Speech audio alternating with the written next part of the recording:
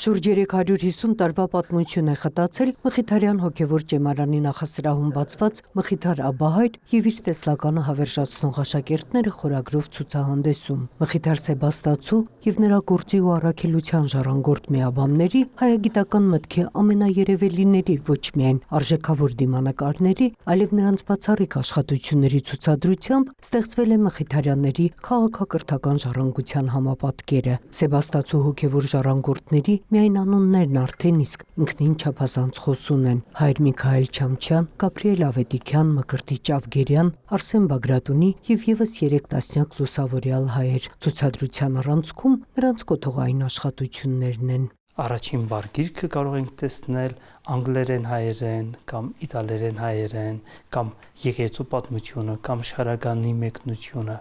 կամ բացատրությունները, մեկնությունները կամ պատմական կամ լեզվական Ալիշյանի հադորները կամ հայոց քերականությունը, հայոց լեզվի քերականությունը, այսինքն չի գա որևէ մի ճյուղ, որ այնտեղ ներկայացված չլինի, քանի որ յուրաքանչյուր մխիթարյան հայր դիտամը եղած է մեկ ճյուղի նվիրված։ Սեբաստացու ազգանվեր առաքելությունն ու նրա հոգևոր ժառանգորդությունը միաժամանակ մեծ պատիվ եւ պատասխանատվություն են համարում Մխիթարյանների մեծ դպրոցն անցած հետևորդները, հատկապես բարձր գնահատելով միաբանության ստեղծարար մթնոլորտը եւ ազգային մշակույթի վերելքին ծառայելու հարատև մղումն ու ներդրումը հայապահպանության գործում։ Իրենց առաքելությունը եղած է գրթել հայության։ Այդ գրթելը կատարելու համար հաստատած են դպրոցներ։ Այդ դպրոցները հաստատած են այն շրջաններում մեջ, որ հայ քաղուտը հաստատված է։ Իրենք հետևած են հայ քաղաքավայրերուն։ 16 երկիրներում մեջ դպրոցներ հաստատած են։ Բարսկաստանեն, Տրանսիլվանիայեն, Ֆրանսայեն, Իտալիայեն, Հարավային Ամերիկայեն, Միջին Արևելք։ Ուրեմն առաքելությունը աստեր։